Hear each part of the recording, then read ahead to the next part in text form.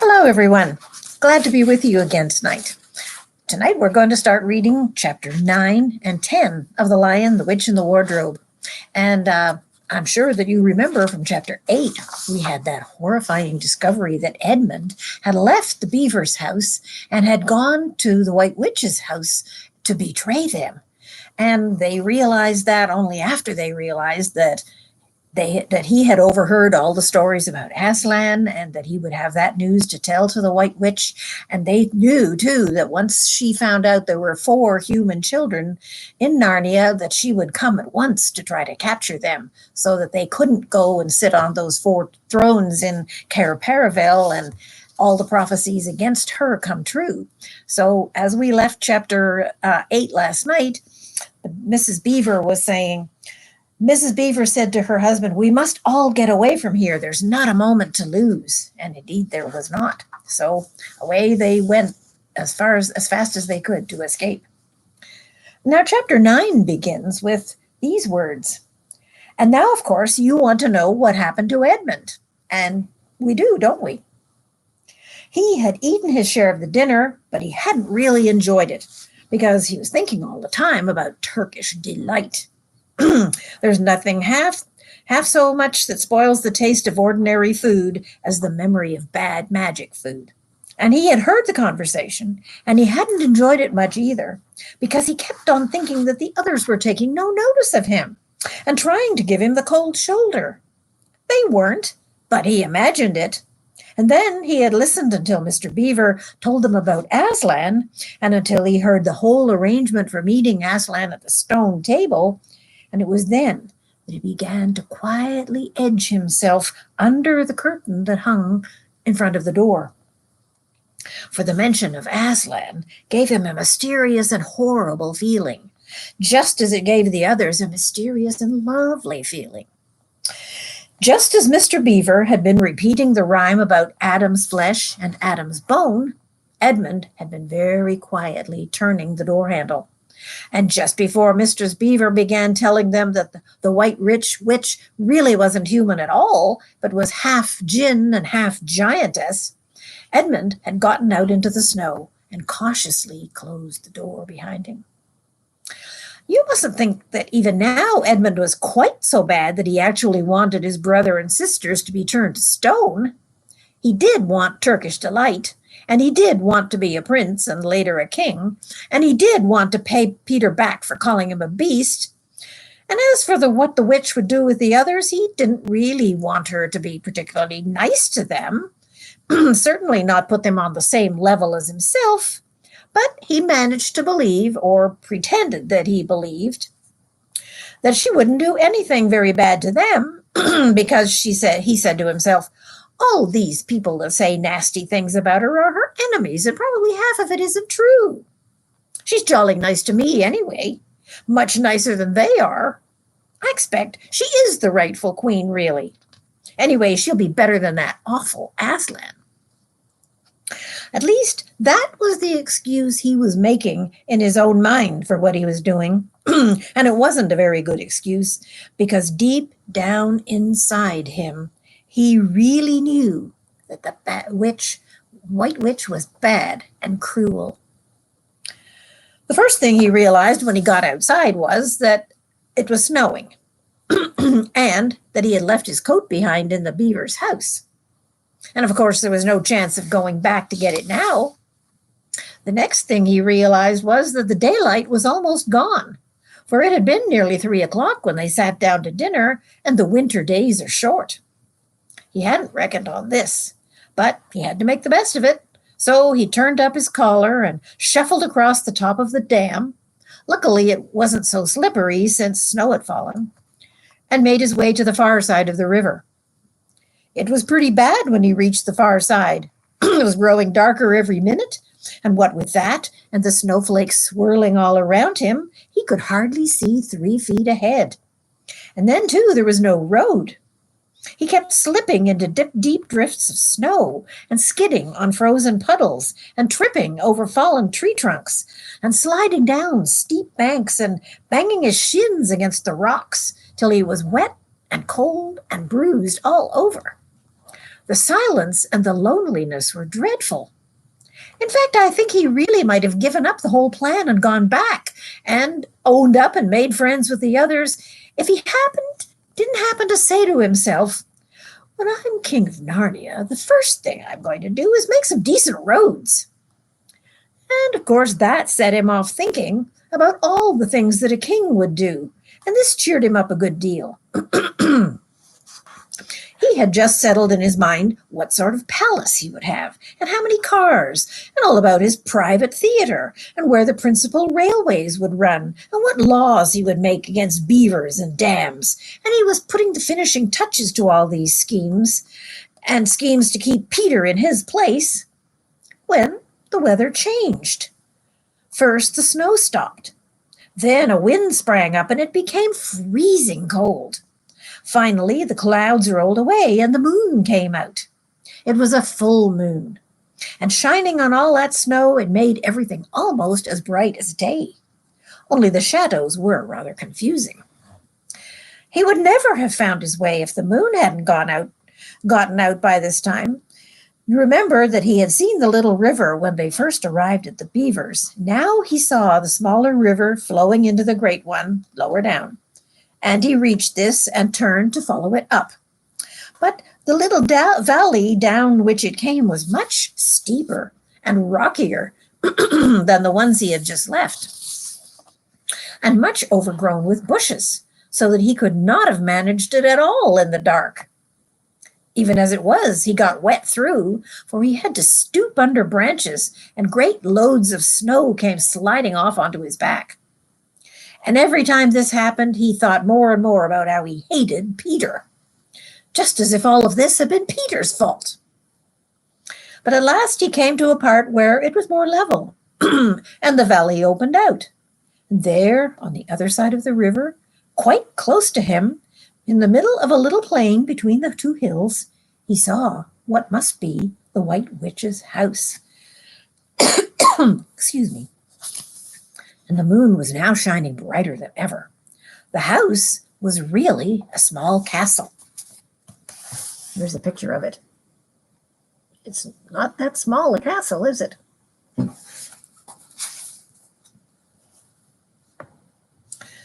It seemed to be all towers, little towers with long pointed spires on them, sharp as needles, and they shone in the moonlight, and their long shadows looked strange on the snow.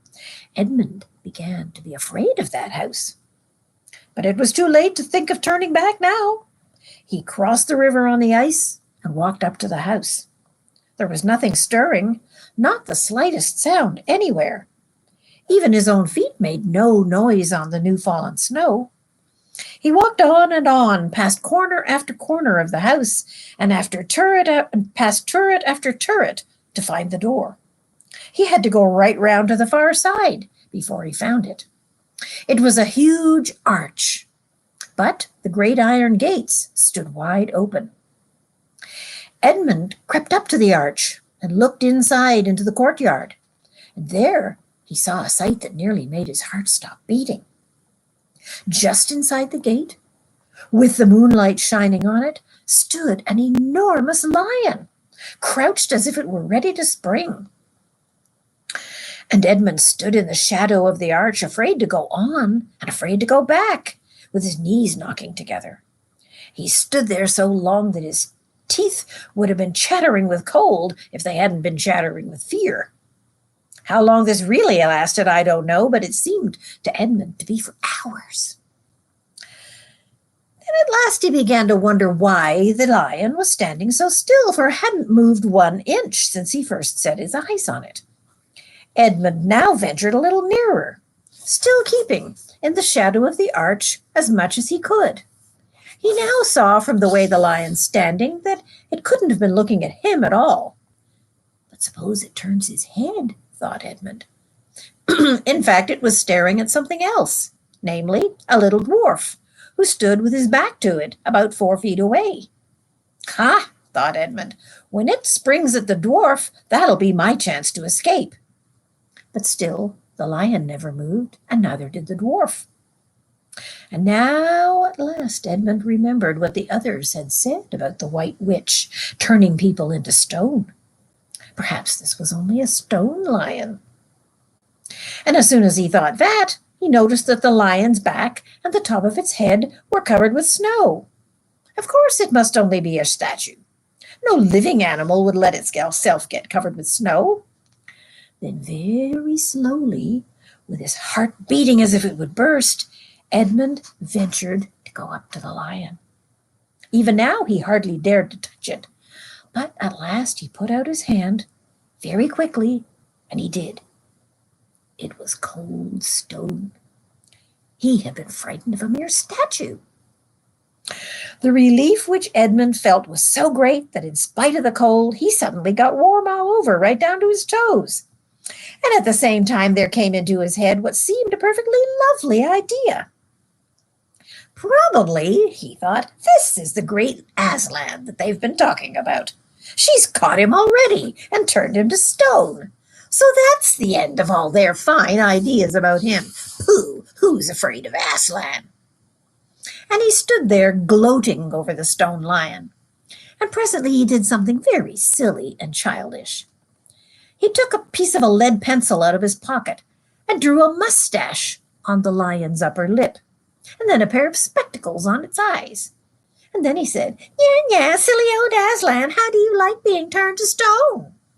You thought yourself mighty fine, didn't you? But in spite of the scribbles on it, the face of the great stone beast still looked so terrible and sad and noble, staring up into the moonlight, that Edmund really didn't get much fun out of jeering at it. He turned away and began to cross the courtyard.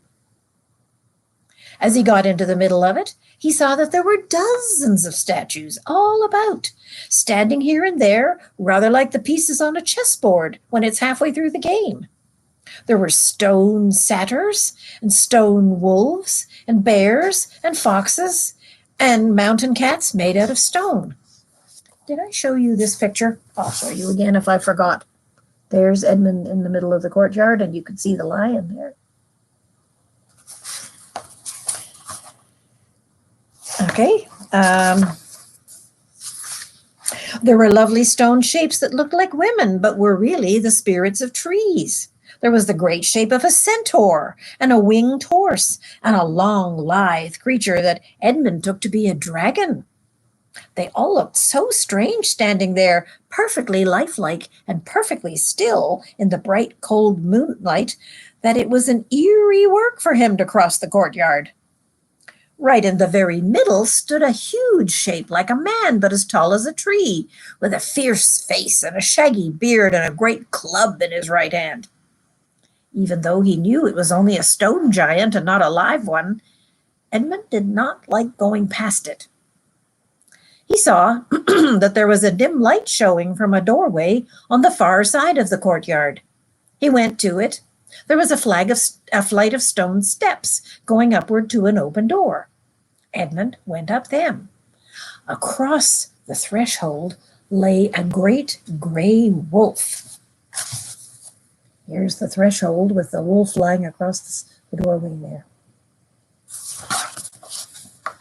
It's all right, he kept saying to himself. It's only a stone wolf. It can't hurt me. And he raised his leg to step over it. Instantly, the huge creature rose, with all its hair bristling along its back, and it opened its great red mouth and said in a growling voice, "Who's there? Who's there? Stand still, stranger, and tell me, who are you?" "If you please, sir," said Edmund, trembling so that he could hardly speak, "my name is Edmund, and I'm the son of Adam that Her Majesty met in the wood the other day, and I've come to bring her the news that my brother and sisters are now in Narnia, quite close, at the beaver's house. She wanted to see them." "I will tell Her Majesty," said the wolf. "Meanwhile, you stand still on the threshold if you value your life." And he vanished into the house.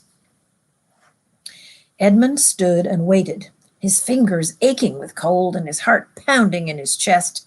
And presently the gray wolf, Maugrim, chief of the witches' secret police, came bounding back and said, come in, fortunate favorite of the queen, or else not so favorite."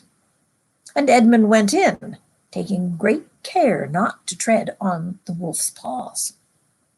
He found himself in a long, gloomy hall with many pillars, full as the courtyard had been of statues. The one nearest to the door was a little faun with a very sad expression on his face, and Edmund couldn't help wondering if this might be Lucy's friend. The only light came from a single lamp, and close beside that sat the White Witch. "I'm come, your majesty," said Edmund, rushing eagerly forward. "How dare you come alone?" said the witch in a terrible voice. "Did I not tell you to bring the others with you?" "Please, your majesty," said Edmund, "I've done the best I can. I've brought them quite close. They're in the little house on the top of the dam, just up the river, the house of Mr. and Mrs. Beaver." A slow, cruel smile came over the witch's face. "Is that all your news?" she asked. "No, your majesty," said Edmund, and proceeded to tell her all he had heard before leaving the beaver's house. "What? Aslan?" cried the queen. "Aslan, if this is true, if I find out that you've lied to me—" "Please, I'm only repeating what they said," stammered Edmund. But the queen was paying no more attention to him and clapped her hands. Instantly, the same dwarf whom Edmund had seen with her before appeared. "Make ready our sledge," ordered the witch, "and use the harness without bells." That's the end of chapter 9. Chapter 10, the spell begins to break. Now we must go back to Mr. and Mrs. Beaver and the other three children. As soon as Mr. Beaver said, "There's no time to lose," everyone began bundling themselves into their coats except Mrs. Beaver, who started picking up sacks and laying them on the table. And she said, "Now, Mr. Beaver, just reach down that ham, and here's a packet of tea, and there's sugar and some matches, and if someone will get 2 or 3 loaves of bread out of that crock over there in the corner." "What are you doing, Mrs. Beaver?" exclaimed Susan. "I'm packing up a load for each of us, dearie," said Mrs. Beaver very coolly. "You didn't think we'd set out on a journey with nothing to eat, did you?" "But we haven't got time," said Susan, buttoning the collar of her coat. "She may be here any minute." "That's what I say," said Mr. Beaver. "Oh, get along with you all," said his wife. "Think it over, Mr. Beaver. She can't be here for a quarter of an hour at least." "But don't we want as big a start as we can possibly get," said Peter, "if we're going to reach the stone table before her?" "You've got to remember that, Mrs. Beaver," said Susan. "As soon as she's looked in here and finds we're gone, she'll be off at top speed." "That she will," said Mrs. Beaver, "but we can't get there before her no matter what we do, for she'll be on a sledge and we'll be walking." "Then have we no hope?" said Susan. "Now, don't you get fussing, there's a dear," said Mrs. Beaver. "But just get me half a dozen of those clean handkerchiefs out of the drawer. Of course we've got hope. We can't get there before her, but we can keep under cover and go by ways that she won't expect, and perhaps we'll get through." "That's true enough, Mrs. Beaver," said her husband, "but it is time we were out of here." "And now don't you start fussing at me either, Mr. Beaver," said his wife. "There, that's better. Here's 5 loads, and the smallest one is for the smallest of us. That's you, dear," she said, looking at Lucy. "Oh, do please come on," said Lucy. "Well, I'm nearly ready now," said Mrs. Beaver at last, allowing her husband to help her into her snow boots. "I suppose the sewing machine is too heavy to bring." "Yes, it is," said Mr. Beaver. "A good deal too heavy. And you don't suppose you'll be able to use it while we're on the run, do you?" "I can't abide the thought of that witch fiddling with it," said Mrs. Beaver, "and breaking it or stealing it, likely as not." "Oh, please, please do hurry," said the other 3 children. So at last they all got outside, and Mr. Beaver locked the door. "It'll delay her a little," he said, and they all set off, carrying their loads on their shoulders. The snow had stopped, and the moon had come out when they first began their journey. They went in single file. First Mr. Beaver, then Lucy, then Peter, then Susan, and Mrs. Beaver last of all. Mr. Beaver led them across the dam and onto the right bank of the river, and then along a rough sort of path among the trees right down by the riverbank. The sides of the valley, shining in the moonlight, towered far above them on either side.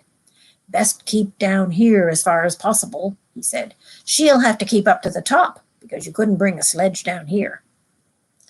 It would have been a pretty enough scene to look at through the window of a comfortable armchair, and even as things were, Lucy did enjoy it at first. But as they went on walking and walking and walking, and as the sack she was carrying felt heavier and heavier, she began to wonder if she was going to be able to keep up at all. And she stopped looking at the dazzling brightness of the frozen river with all its waterfalls of ice and the masses of snow on the treetops and the great glaring moon and the countless stars, and she could only watch the short legs of Mr. Beaver in front of her going pad, pad, pad, pad through the snow as if they were never going to stop. Then the moon disappeared, and the snow began to fall once more. And at last Lucy was so tired that she was almost asleep and walking at the same time when suddenly she found that Mr. Beaver had turned away from the riverbank to the right and was leading them straight uphill into the very thickest bushes. And then as she came fully awake, she found that Mr. Beaver was just vanishing into a little hole in the riverbank, which had been almost hidden under the bushes until you were quite on top of it. In fact, by the time she realized what was happening, only his short, flat tail was showing.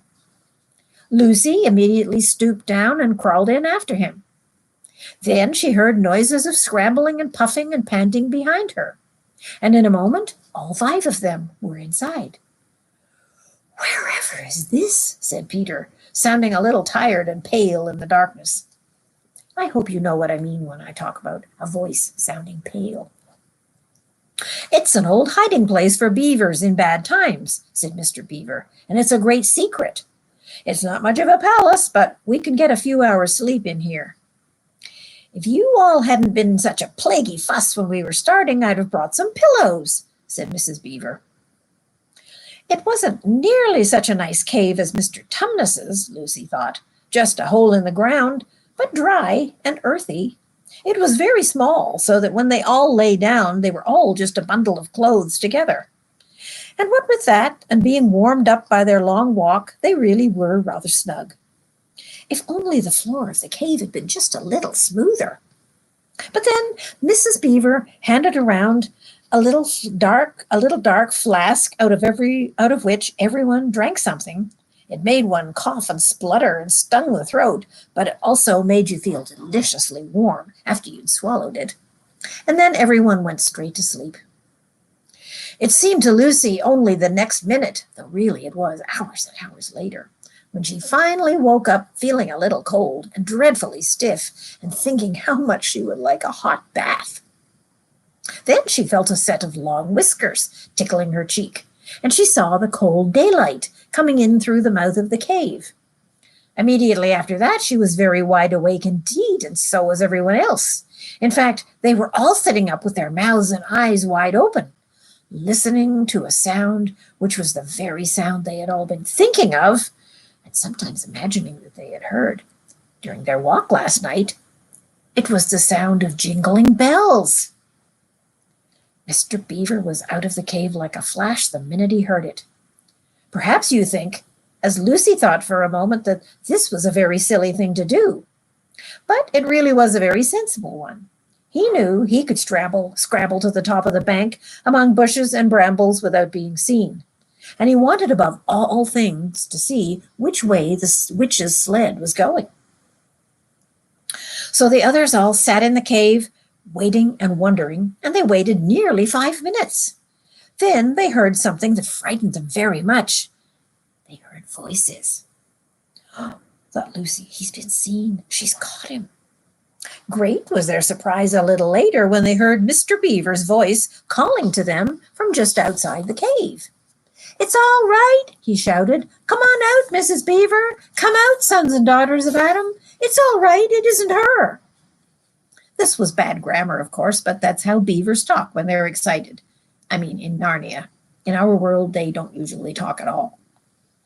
So Mrs. Beaver and the children came bundling out of the cave, all blinking in the daylight, and with earth all over them, and looking very frowsty and unbrushed and uncombed, and very sleepy still. "Come on," said Mr. Beaver, who was almost dancing with delight. "Come and see.